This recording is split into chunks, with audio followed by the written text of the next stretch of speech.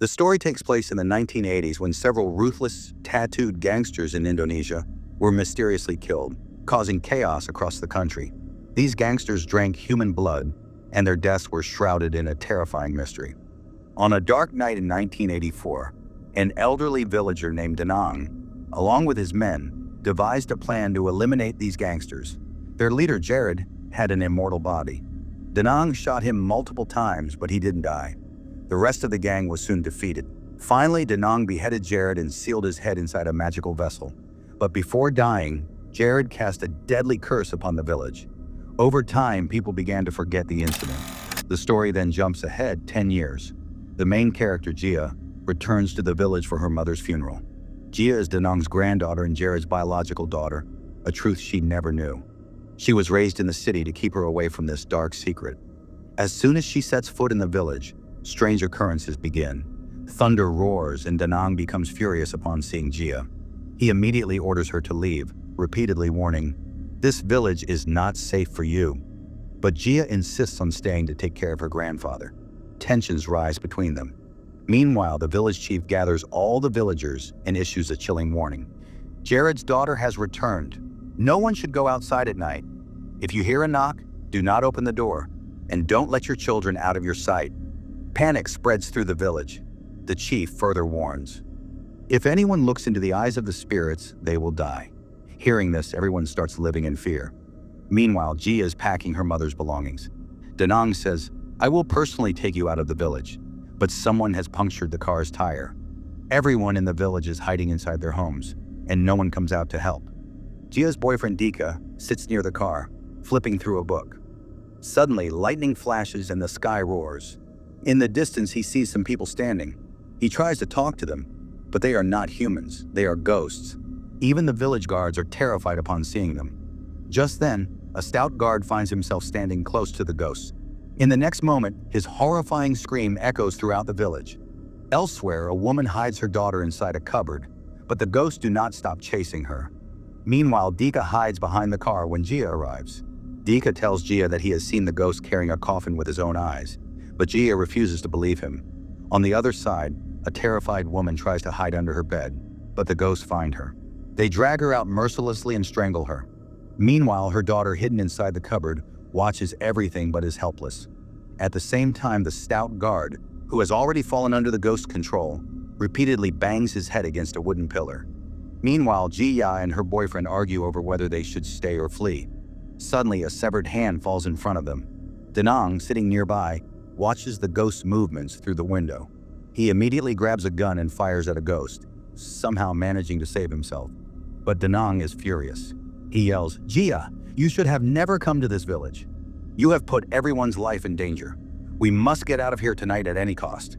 Gia, worried, asks Danang, "What exactly is going on?" But Danang refuses to tell her anything. Meanwhile, Gia's boyfriend hears the sound of a coffin being lifted again. Danang quickly pulls out a magical mirror from his pocket. This mirror can reveal the presence of ghosts. But as soon as they take a few steps forward, the ghosts grab Gia's boyfriend. Gia screams in fear, but Danang uses the mirror to locate the ghost. Somehow, Dika manages to escape again. Dika and Gia run in the dark. Gia doesn't want to leave Danang alone, but her boyfriend convinces her, "These ghosts are too powerful. We can't face them. If we go back, we will die." That's when Gia remembers that there's a phone at Miley's house. They think of calling the police for help, but when they reach there, they find blood splattered all over the floor. Suddenly, they hear Miley's voice coming from inside the closet. Gia opens the closet, and Miley, crying, hugs her. She tells them that the ghost killed her mother. The three of them realize that staying here is like inviting death. They start running. Just then, they see a moving car in the distance. Dika sighs in relief and runs toward it.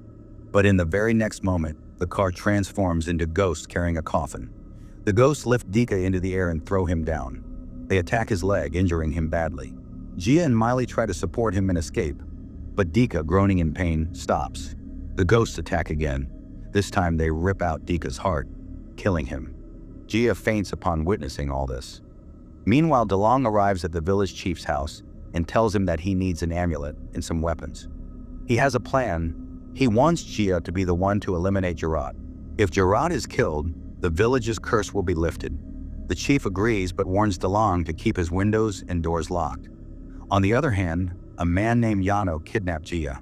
He has hidden Meili in a corner and tells Gia, "I have been waiting for you for so many years."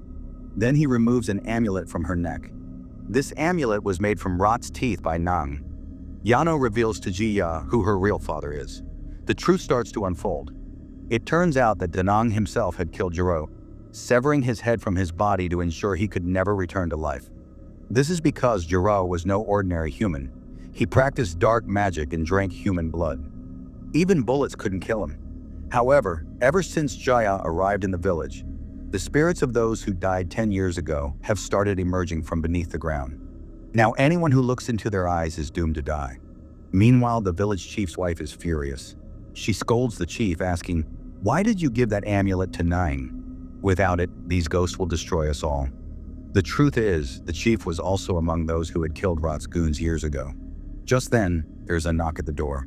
The chief assumes that Danang must have forgotten something, but as soon as he opens the door, no one is there. The next moment, the chief's wife sees ghosts carrying a coffin, and then an unseen force lifts her into the air. The chief picks up a gun and tries to save her, but it's too late. His wife takes her last breath right there. After that, the ghosts attack the chief and slice his body in half. Meanwhile, Yant tells Gia that Danang will resurrect Jirot tonight, but to do so, he will use a knife stained with Gia's blood. Gia refuses to believe that her grandfather could do such a thing. Angrily, Yant says, "Your grandfather is a traitor. He made an amulet from Jirot's teeth and never gave me anything." Going to extreme lengths, he gouged out his own eyes so he wouldn't be able to see the ghost who brought the coffin. Now he wants to kill Gia to take revenge on Danang. Just then, Danang arrives and confronts Yant, leading to a deadly fight. Danang is about to kill Yant when Gia stops him, saving Yant's life. Danang then takes Gia with him and picks up the amulet before leaving. Meili secretly witnesses everything. Danang and Gia arrive at his mansion, where a heated argument breaks out between them. Danang tries to explain, "Everything I'm doing is for your safety." Then he goes to a hidden underground chamber and pulls down a box hanging from the ceiling. He opens it to reveal Jarrett's severed head. Danang then joins the body and head together and places the amulet inside Jarrett's mouth. After that, he picks up the blood-stained knife, preparing to stab Jarrett's heart. But just then, Yano arrives and is about to strike Danang from behind when suddenly Jarrett's soul returns to his body. Now fully resurrected, Jarrett comes back to life. Yano immediately falls at his feet and begs for forgiveness. But Jarrett ignores him and drinks all his blood. After that, he attacks Danang and stabs a knife into his leg. Danang regrets marrying his daughter to DJ Rod. Just then, Gia enters the room. Jarrett is overjoyed to see his daughter. He hugs her and says, "Now we are together. No one can separate us." But will this reunion truly bring happiness? Danang, standing nearby, shouts, "He is not your father anymore. He has become a demon." Gia, pleading, begs Jared, "Please let Grandpa go." But Jared's glowing red eyes had completely lost control. He was about to take Nang's life when Gia quickly grabbed the blood-stained knife from the floor. She slashed her own hand, smeared it with her blood, and in one swift motion, stabbed the knife into Jaro's chest. Jaro couldn't believe that his own daughter had killed him. All the dark forces inside him escaped, and he was destroyed forever. But the scene doesn't end there.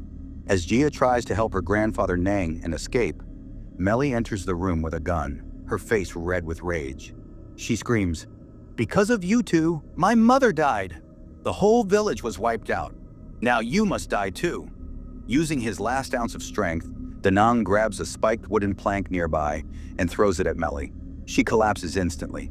However, in this fierce battle, Danang also takes his final breath. Blood is splattered across the room. Gia is gravely wounded, barely able to stand. Just then, her eyes fall on the knife lying on the floor, the same knife with which she had killed Jaro. She picks it up and does something no one could have expected. She licks her father's blood. Suddenly, her eyes glow yellow. Gia is no longer human. She has become an immortal demon. And the story doesn't end here. Suddenly, a mysterious organization enters the room, silently taking Jaro's body away. What were their intentions? Were they planning to bring Jaro back to life? This mystery remains hidden in the film. So finally, here the movie ends. Subscribe to this channel for more stories like this.